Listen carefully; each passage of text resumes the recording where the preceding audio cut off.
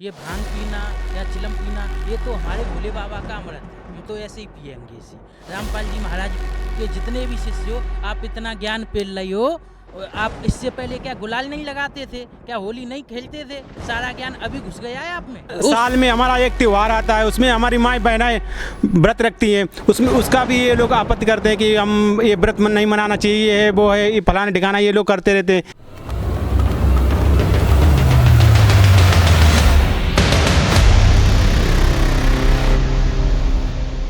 तो दर्शकों, आज हमारे बीच में दो पक्ष हैं। एक वो पक्ष है जिन्होंने संत रामपाल जी महाराज जी से नाम दीक्षा ले रखी है, और दूसरा पक्ष जिनको संत रामपाल जी महाराज जी के ज्ञान से आपत्ति है। हम उठाएंगे कुछ सवाल और लेंगे उनके कुछ जवाब संत रामपाल जी महाराज जी के अनुयायियों से। वीडियो की शुरुआत करने से पहले मैं बता दूं, मैं अनीश और आप हमसे जुड़ चुके हैं हमारे यूट्यूब चैनल के माध्यम से। चलिए वीडियो की शुरुआत करते हैं। नमस्कार सर, क्या नाम है आपका और आप कहाँ से आए हैं? मेरा नाम अरुण रावत है, मैं मथुरा से हूँ। तो आपकी क्या आपत्ति है संत रामपाल जी महाराज जी के ज्ञान को लेकर के? मेरी आपत्ति ये है कि संत रामपाल जी महाराज के शिष्य जो हैं अपने आप को सनातन कहते हैं कि हम सनातन के सपोर्ट में बहुत रहते हैं, और जब जब होली का त्यौहार आता है, दिवाली का त्यौहार आता है, किसी ना किसी बहाने ये लोग उसका विरोध करते हैं। जैसे कि गुलाल नहीं लगाना चाहिए। अरे भाई, क्यों नहीं लगाना चाहिए? हमारे दादा परदादा और हमेशा से ये एक खुशी का त्यौहार आता है, खाते हैं पीते हैं, चाहे किसी भी तरह हम उस फेस्टिवल को बनाएं। जैसे कि हम भांग भी पीते हैं, कि नशा नहीं करना चाहिए। ये कहाँ लिखा हुआ है कि नशा नहीं करना चाहिए? ये कहाँ लिखा हुआ है कि गुलाल नहीं लगाना चाहिए? आप किसी ना किसी बहाने जो है किसी ना किसी फेस्टिवल को जो है टारगेट रखते हो, तो मतलब किस तरह से आप सनातनी बोलते हो अपने आप को? तो आइए जानते हैं इन भाई साहब के जवाब, जिनका सवाल ये था कि होली जिस तरीके से ये लोग मनाते हैं, रंग खेलते हैं, गुलाल खेलते हैं, या फिर इनफैक्ट ये भी कह रहे थे कि नशा करने में भी क्या बुराई है। ठीक है, इनका यहाँ तक भी कहना है। तो आइए जानते हैं इसी के जवाब संत रामपाल जी महाराज के अनुयायियों से। नमस्कार सर। नमस्कार जी। आप कहाँ से आए हैं, क्या नाम है आपका? मेरा नाम मनोज दास है, मैं फरीदाबाद से हूँ जी। इन भाई साहब के ज़रा सवालों का जवाब दीजिए। इनका सवाल ये था कि मतलब जिस तरीके से ये होली मनाते हैं, रंगों के साथ खेलते हैं और लोगों के साथ भी खेलते हैं, या फिर पूजा करते हैं उस दिन, या फिर इनका कहने का मतलब है कि हम नशा भी कर लेते हैं उस दिन थोड़ा बहुत, जो भी है।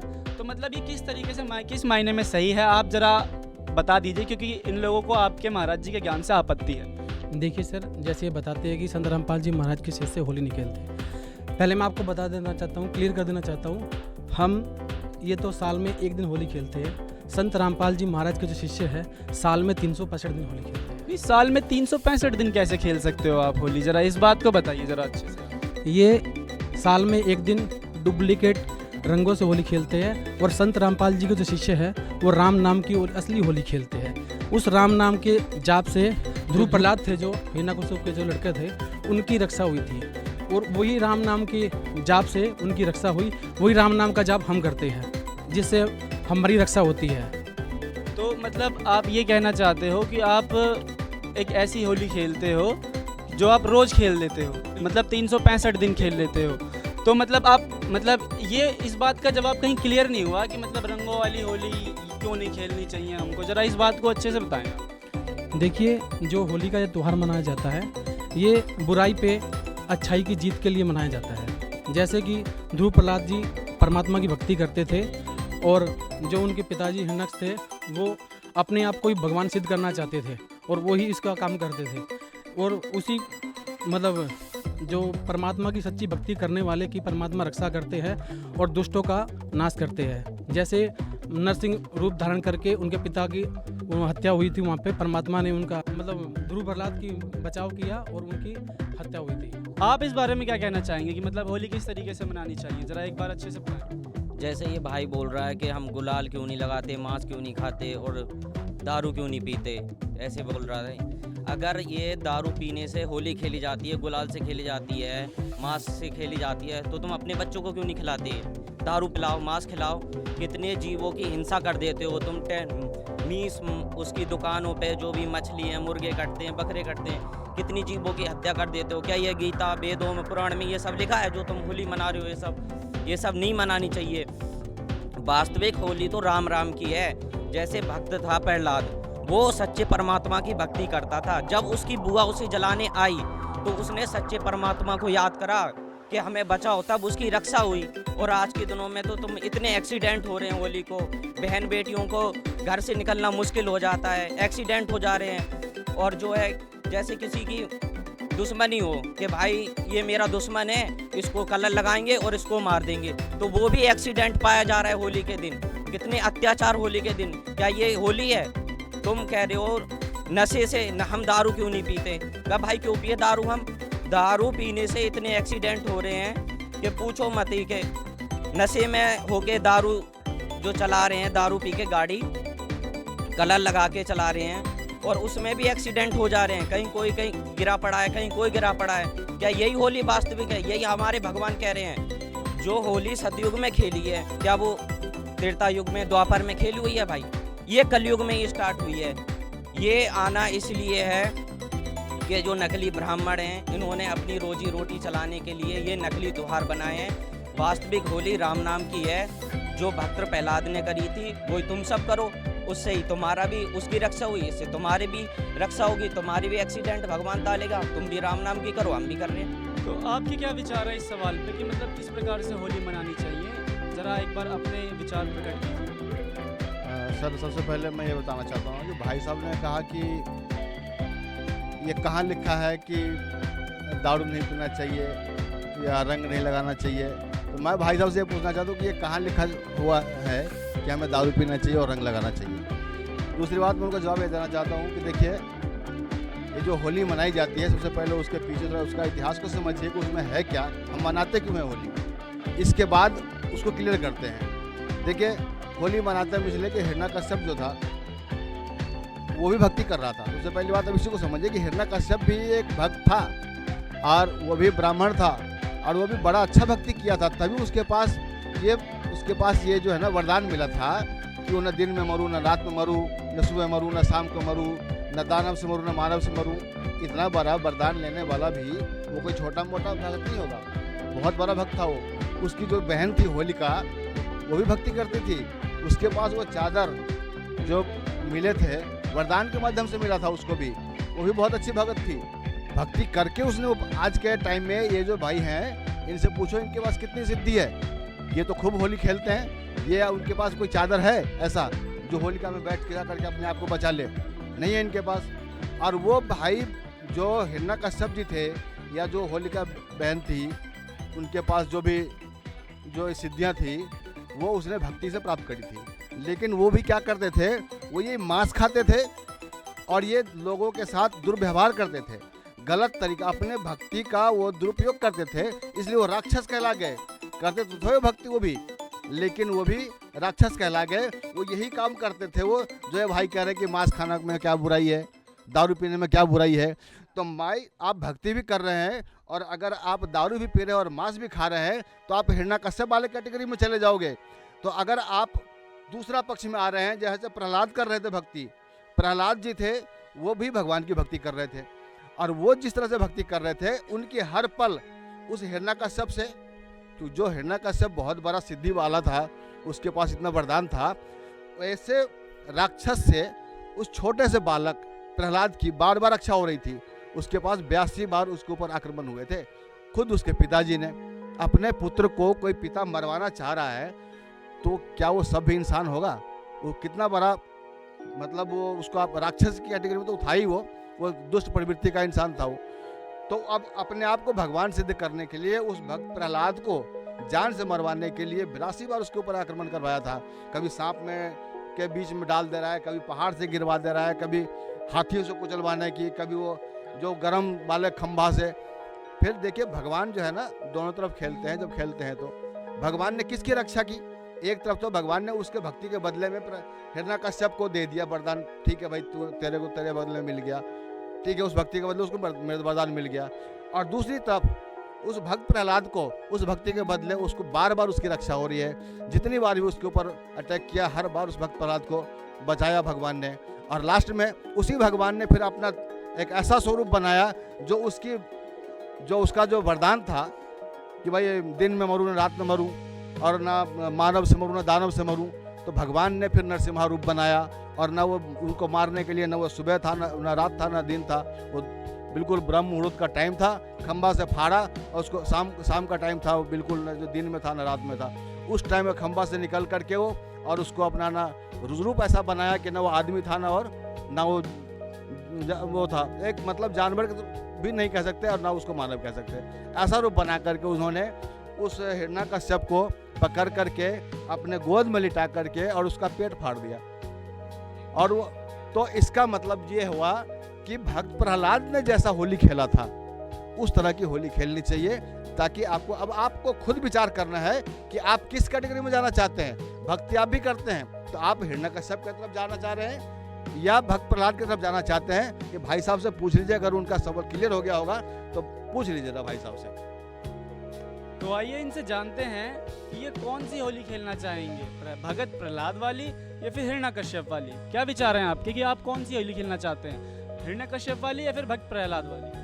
भाई ये भाई बोले अभी कि कहाँ पे लिखा हुआ है जो है कि दारू पीनी चाहिए या चिलम पीनी चाहिए, तो उसके लिए बता दूं, ये भांग पीना या चिलम पीना ये तो हमारे भोले बाबा का अमृत है, हम तो ऐसे ही पिएंगे इसी। दूसरी बात आप बताइए, रामपाल जी महाराज के जितने भी शिष्य हो, आप इतना ज्ञान पेल रहे हो, आप इससे पहले क्या गुलाल नहीं लगाते थे, क्या होली नहीं खेलते थे? सारा ज्ञान अभी घुस गया है आप में। हाँ जी, इस बात का जवाब जानते हैं कि ये लोग पहले मतलब होली नहीं खेलते थे या फिर मतलब ऐसे जो भी ये करते हैं कि मतलब जिस तरीके से होली खेली जाती है ये पहले नहीं खेलते थे। आइए जानते हैं इनके विचार। हाँ जी, आप मतलब पहले ऐसे होली नहीं खेलते थे या फिर आप मतलब रंग वगैरह नहीं लगाते थे? लगाते थे जी, पहले हम रंग भी लगाते थे जी, होली भी खेलते थे। आप नहीं खेलते थे ऐसे पहले? देखिए जी, पहले हम भी इसी पक्ष में थे, जिस तरह से भैया थे है ना, अभी इस तरीके से हम भी थे। क्योंकि हम भी पहले हिरण्यकश्यप वाली होली खेलते थे, लेकिन जब हमें ज्ञान हो गया कि हिरण्यकश्यप वाली होली खेलने के बाद उस दिन क्या होता है, उस होली वाले दिन क्या होता है, किसी की रक्षा नहीं होती है। आदमी खुद दारू पी करके खुद नाले में गिर जाता है, अपनी रक्षा नहीं कर पाता है। उसके अपने माँ बहनों को वो बाहर निकलने से मना करता है कि बेटा बाहर नहीं निकलना है, आज के दिन बहुत, ये खुद ही अपना ये विचार रखते हैं कि आज के दिन बाहर नहीं निकलना है, क्योंकि आज का दिन बहुत, ये उस दिन को होली को त्यौहार मनाते हैं, लेकिन वो बहुत गंदा दिन बना दिया इन्होंने। खुद ही अपने बच्चों को बताते कि नहीं जी इस घर आज होली से बाहर मत निकलना, घर से बाहर मत निकलना। क्यों नहीं निकलने देते हैं? क्योंकि ये मानते हैं कि आज का दिन बहुत खराब है। तो ये होली वाला दिन, होली गलत नहीं है। होली अगर आप प्रहलाद की तरफ खेलेंगे तो होली बहुत अच्छा चीज़ है, वैसे खेलिए ना होली। और अगर आप ऐसे खेल रहे हैं हिरण्यकश्यप वाले की तरह, इसीलिए तो अपने बच्चों को मना करते हैं कि हाँ जी आज बाहर मत निकलना।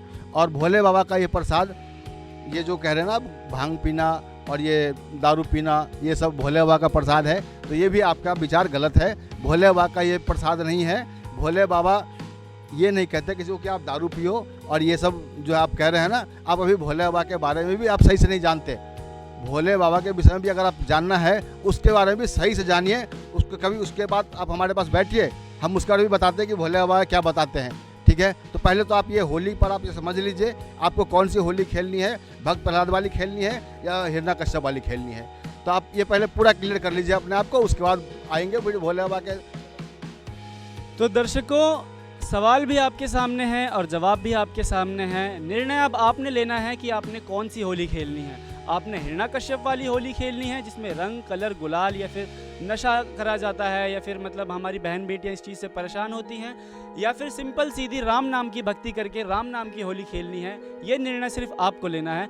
आइए बढ़ते हैं हम अब अपने दूसरे सवाल की तरफ। जी, क्या नाम है आपका? करण, कहाँ से आए आप? आगरा से। अच्छा, क्या सवाल है आपका?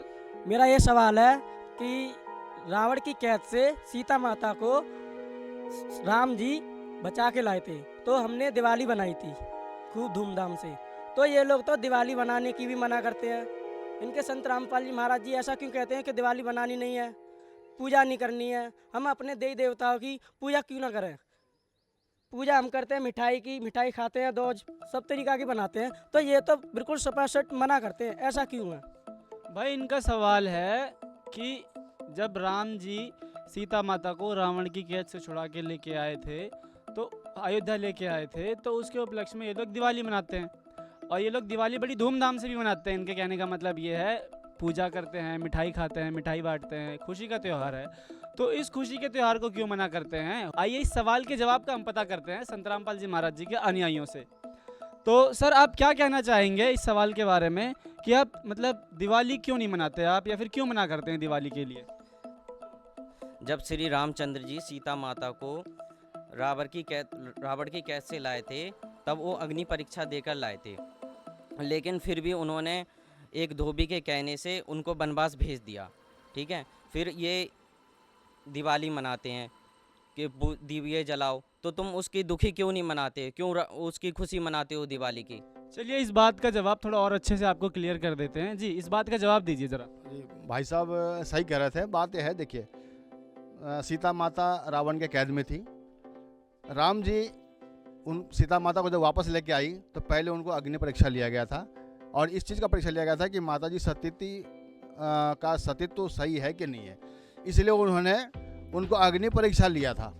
ठीक है, और उनमें से वो बिल्कुल सही बच के आ गई थे, बिल्कुल जा करके जली नहीं और सीधा आ गई वापस। इससे यह मान लिया गया कि माता जी बिल्कुल पवित्र हैं। उनको वापस लेकर के आया गया अयोध्या में, और इस बात की खुशी पूरी अयोध्यावासी ने मनाया। पूरे धूमधाम से अयोध्यावासियों ने इसका जो है खूब दिवाली मनाई, मिठाइयाँ बांटी, दिए जलाए। तो ये तो चलो यहाँ तक तो ठीक है, लेकिन ठीक 2 साल के बाद किसी एक धोबी के कहने से धोबी ने कह दिया कि हाँ जी, माता तो सीता जो है इतने दिन तक रावण के कैद में था, और अपनी वाइफ को डांट रहा था वो कि मैं तुम्हें नहीं रखूँगा। तो इस चीज़ को राम जी ने सुन लिया, और राम जी उस जो माता सीता गर्भवती थी उनको दूसरे दिन उनको बाहर निकाल दिया। आप एक विचार कीजिए, जब मर्यादा पुरुषोत्तम राम इस बात का उन्होंने खुद ही जजमेंट लिया था कि अगर सीता माता सती हैं तो अग्नि में नहीं जलेगी, और उसका उन्होंने परीक्षा भी लिया, और उसमें से वो सही सलामत आ भी गई वापस। इससे पूरा क्लियर हो गया था कि माता का सतीत्व तो कोई नष्ट नहीं हुआ था, माता तो बिल्कुल ठीक थी। और एक धोबी के कहने से अगर ये गर्भवती महिला को जंगल में भेज दिया, तो रामचंद्र जी का वो जजमेंट कहाँ गया जो उन्होंने उनको डाला था अग्नि में। तो उनका आप ये विचार करना पड़ेगा आज के सभ्य समाज को कि रामचंद्र जी के उस जजमेंट का आप क्या कह रहे हैं जो उनको डाला गया था। ठीक, दूसरी बात यह है कि जब सीता माता को जंगल भेज दिया गया तो इस बात का लोगों को दुख क्यों नहीं होता इन्हें? हम जब अपनी माता को जानकी माता बोलते हैं, उन्हें माता बोलते हैं, वो आई थी जंगल से वापस, तब तो हम खूब दिए जलाते, खूब मिठाई बांटे। और जब उस माता जी को जब जंगल में भेज दिया गया, वो भी गर्भवती अवस्था में, तो उस चीज़ का ये दुख क्यों नहीं मनाते? तो ये जो तरीका है ना इनका, ये दिवाली मनाने का, ये गलत है। ऐसे दिवाली नहीं मनाई जाती है। अब हम जो दिवाली मनाते हैं, इनका मनाने का तरीका है ये दिए जलाते हैं या मोमबत्ती जलाते हैं, या फिर वो क्या कर रहे हैं, अब तो दिए मोमबत्ती भी छोड़ दो, अब वो क्या करते हैं, वो चाइनीज़ वाले लाइट जलाते हैं। चाइनीज़ लाइट ले आते हैं और वो लगाते हैं, वो जलाते हैं। दिया जलाने भी छोड़ दिया इन्होंने। जबकि ये जो है ना, एक ज्योति यज्ञ का हमारे शास्त्र में वर्णन होता है कि आप ज्योति यज्ञ कीजिए, हवन यज्ञ कीजिए। तो वो हवन यज्ञ और ज्योति यज्ञ हम संत रामपाल जी महाराज जी के शिष्य 365 दिन करते हैं। ये तो सिर्फ साल में एक दिन मनाते हैं दिवाली। एक दिन ये चाइनीज़ लाइट जला लेते हैं, घर को सजा लेते हैं और कहते हैं हम दिवाली मना लिए, मिठाई बांट लिए, खा लिए, हो गया। लेकिन हम संत रामपाल जी महाराज के जो अनुयायी हैं, वो 365 दिन तक शुद्ध देसी घी के और दिए जलाते हैं, जिससे कि हमें ज्योति यज्ञ का फल मिलता है, उसका हवन भी हो जाता है, और ये शास्त्र अनुकूल साधना है। इसका वर्णन आपको वेदों में भी मिल जाएगा। इसीलिए हम इस तरह की दिवाली नहीं मनाते जैसे ये मनाते हैं, हम ये शास्त्र अनुकूल दिवाली मनाते हैं। तो दर्शकों, कहीं ना कहीं निष्कर्ष ये निकलता है कि संत रामपाल जी महाराज जी के अनुयायी हैं वो ये कह रहे हैं कि हम जो हैं वो इनकी तरीके की दिवाली नहीं मनाते हैं। हम जिस तरीके की दिवाली मनाते हैं उसका वर्णन शास्त्रों में भी है। इनके कहने का मतलब है कि हम डेली दिवाली मनाते हैं। अब तक तो ये सिर्फ होली डेली मनाते थे, पर अब ये दिवाली भी डेली मनाते हैं। भाई, आपको निर्णय लेना है कि आपने डेली दिवाली मनानी है या फिर सिर्फ साल में एक बार दिवाली मनानी है, या फिर आपने शास्त्र अनुकूल दिवाली मनानी है या फिर शास्त्र विरुद्ध दिवाली मनानी है। क्योंकि इनके अकॉर्डिंग जो हम ये लोग दिवाली मनाते हैं वो तो भाई शास्त्र विरुद्ध है, इसका कोई मतलब सिर और पैर नहीं है। इनके अकॉर्डिंग इनका कहना ये है। अब बाकी निर्णय आपने लेना है कि आपको कौन सी दिवाली मनानी है। ये मैं आपके ऊपर छोड़ रहा हूँ कि आप कौन सी दिवाली मनाना चाहते हैं। तो दर्शकों, आइए इस डिबेट को और आगे बढ़ाते हुए बढ़ते हैं अपने अगले प्रश्न की तरफ और जानते हैं कि इनको और क्या आपत्ति है संत रामपाल जी महाराज जी के ज्ञान से। जी बताइए, आपको क्या आपत्ति है और आपका क्या सवाल है? आपने होली का बताया, दिवाली का जो बताया, हमारे हिसाब से तो वो भी सही नहीं है। चलो उनको मैं सही भी मानता हूँ। तो अभी नवरात्रि आएंगी, उनका आप लोग विरोध करना शुरू कर दोगे। ये कहाँ लिखा हुआ है कि जो है व्रत नहीं करना चाहिए? जिसको हम माँ बोलते हैं, सब कोई जगदम्बा बोलते हैं, भवानी बोलते हैं, तो उनके लिए जो है हम व्रत भी नहीं कर सकते?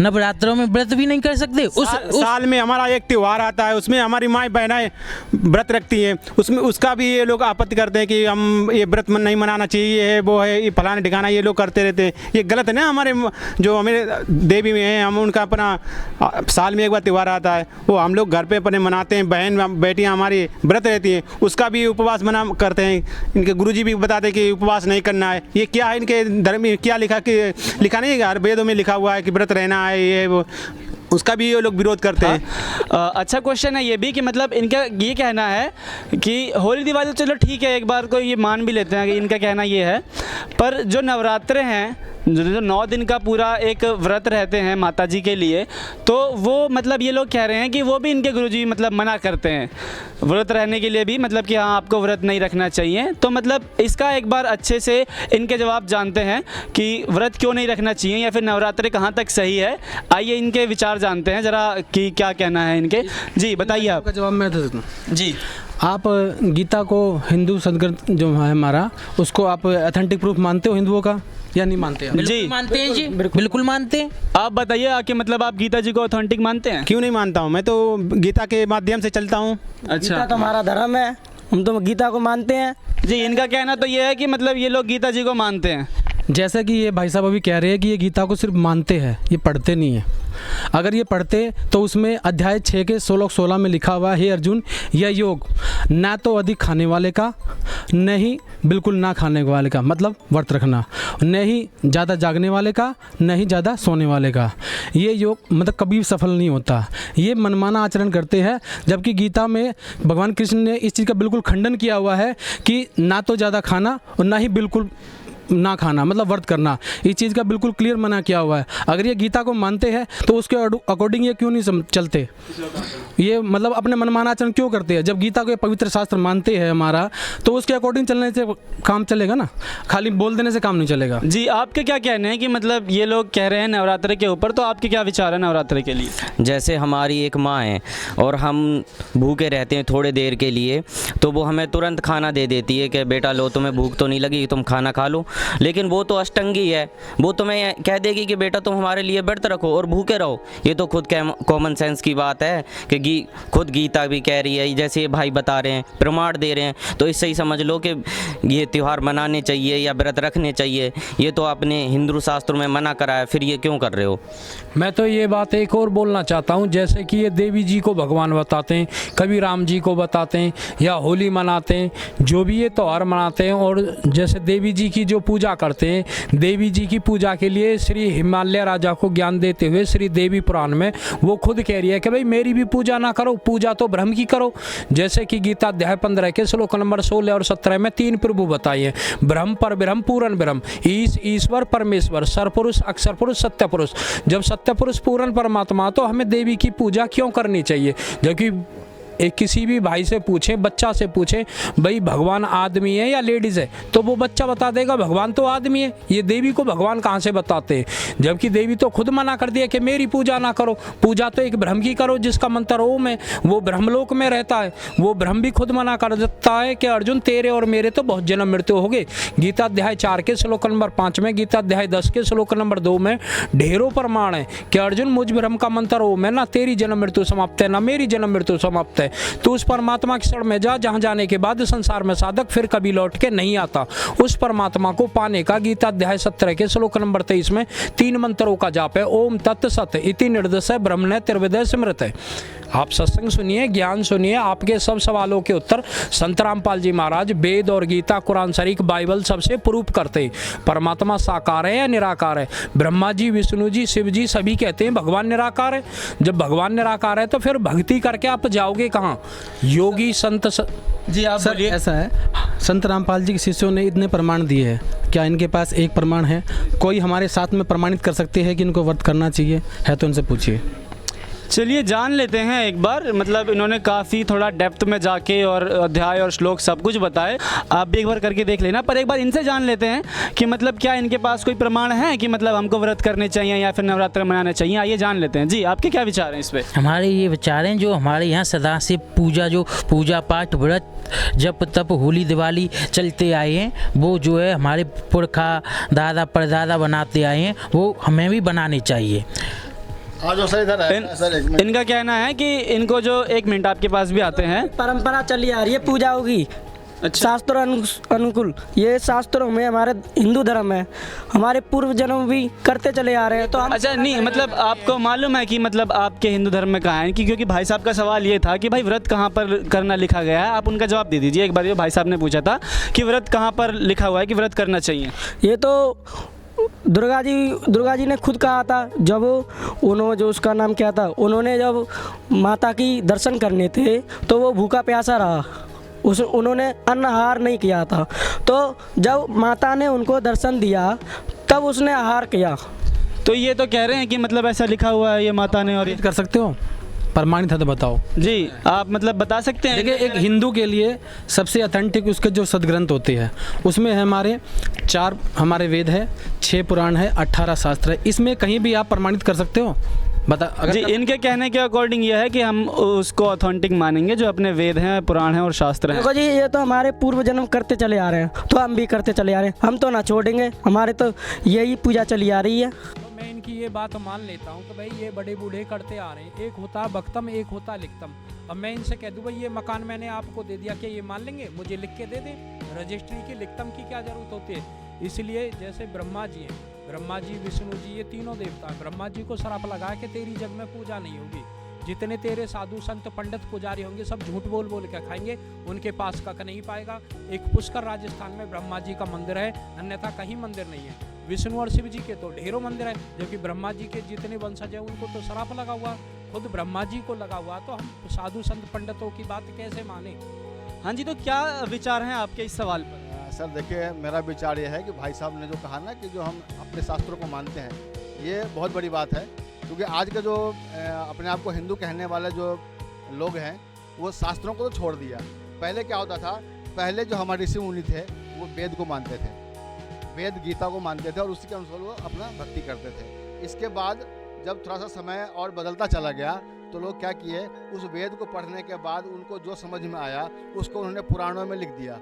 यानी पुराण जो है ना, वो किसी संत ऋषि का अपना अनुभव है, वेद जो है वो परमात्मा का दिया हुआ है ज्ञान है, और जो पुराण है वो ऋषियों का दिया हुआ बोला हुआ उनका अपना ज्ञान है। ठीक है। और अब आज के जो पंडित जो ब्राह्मण लोग हैं, जो ये दुर्गा जी की नवरात्रि करवा रहे हैं और ये अन्य साधनाएं करवा रहे हैं, अब वो क्या कर रहे हैं, वो वेद छोड़ दिए, पुराण छोड़ दिया। अब वो क्या पढ़ते हैं, इतनी छोटी छोटी सी आती है कोई बृहस्पतिवार व्रत कथा, वो ये पढ़ते हैं। अब ये उसके हिसाब से चलते हैं, यानी वो ना वेद पढ़ते हैं ना पुराण पढ़ते हैं, अब वो पढ़ते हैं वेद बृहस्पतिवार व्रत कथा, इतनी छोटी छोटी जो पृथ्वी सी। तो ये इनको जो है ना, ये अब इनकी गलती नहीं है, ये आज के जो संत लोग बने हुए हैं, अपने आप को बहुत बड़े ज्ञानी बनते हैं, ये उनकी गलती है, इन्होंने इनको पथभ्रष्ट कर रखा है, खुद तो पथभ्रष्ट है ही और इनको भी कर रखा है, और गलत ज्ञान दे करके इन्हें। आप चारों वेद में, सबसे पहले आपको दावे के साथ बताता हूँ कि चारों वेद के अंदर कहीं भी दुर्गा जी की पूजा का कोई प्रावधान नहीं है। आप अपने घर जाइएगा, आप गीता जी को खोल के देख लीजिएगा, उसके अंदर कहीं भी दुर्गा जी की पूजा का प्रावधान नहीं है। और उसके बाद जहाँ कहीं भी पूजा का प्रावधान अगर कहीं कोई बता रहा है तो वो कोई ऋषि मुनि जो है वो अपना अनुभव कोई बता रहा है, तो हमें किसी ऋषि मुनि के अनुभव पे नहीं जाना है, हमें जाना है अपने वेद और गीता के अनुसार। और वेद और गीता के मैं बिल्कुल दावे के साथ कहता हूँ कि कहीं पर भी दुर्गा जी के भक्ति का विधि नहीं लिखा हुआ है। इसीलिए आपसे प्रार्थना है, आप अपने वेद और गीता को देखिए और जो भाइयों ने प्रमाण दिया है उसको मिलाइए, और अगर आपको प्रमाण सही लगता है तो फिर आप आइए संत रामपाल जी महाराज जी के ज्ञान को स्वीकार कीजिए। आपसे यही विनम्र प्रार्थना है।